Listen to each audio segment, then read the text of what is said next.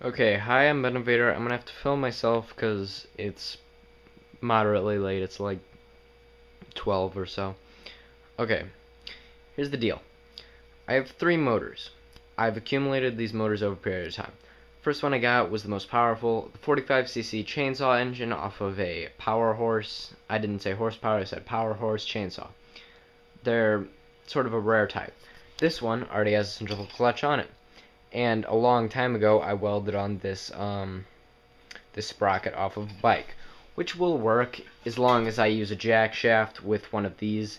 This is a 44 tooth larger bike sprocket, and this one is an 18, so that's a 2.4 to 1 ratio. I think, yeah, that's a 18 to 44 goes to 2.4. So that's good. I'll use a jack shaft and I'll put that in something. And also, it's powered by any flammable gas you put into this, i.e. hydrogen, propane.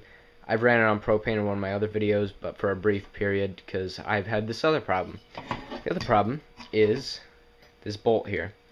What I use is just a normal drill, and I put it over this bolt and I turn it over a few times and it starts. Although recently, since that it turns counterclockwise, that untightens the bolt, because turning counterclockwise untightens the bolt.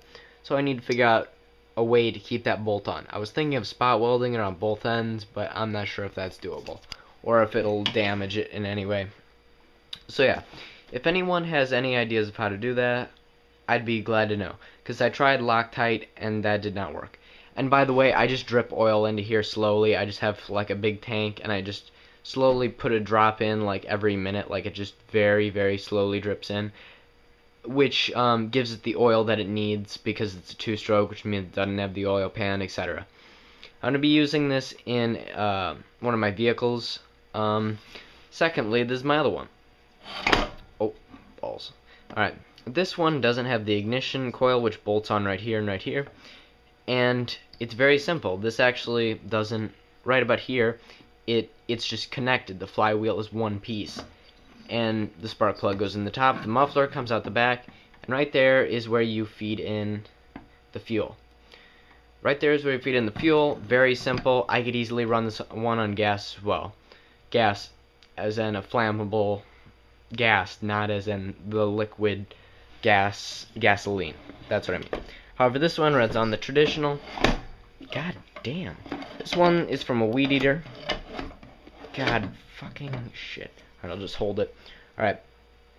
This one has the same problem. I turn it counterclockwise, and it takes off the flywheel bolt. So, any solutions that would help me a lot. This one would be quite easier because if I completely abolish this one, it's less of a hit to me than this one, because this one's actually, even though it's got a much larger frame, it's actually 25 cc's. This one's 45, that one's 31, and this one is 25. I love this one because it's got the gas tank right here. It's got the intake right there. It's got a perfectly good filter, everything. It's just great. This thing's just in one piece, and it's got a throttle cable that just comes off of it. Like, it's so simple. I mean, it's just beautiful how simple it is. Yeah, same problem. Bolt comes off here. Bolt comes off here. Any solutions to that would be very helpful. And whatever, that would just help me a lot. Also, I recently made a mount for this thing. It mounts it onto the bottom here, which I could bolt on to whatever. It's just wonderful. So any solutions to that bolt problem would be very helpful. Secondly, any ideas for vehicles that I can make? Because, like, I have no idea what I should make. I've been thinking of, what if I made a recliner, like a chair, and I gas-powered that? What about a couch? I thought of a shopping cart. I thought of a 55-gallon oil drum.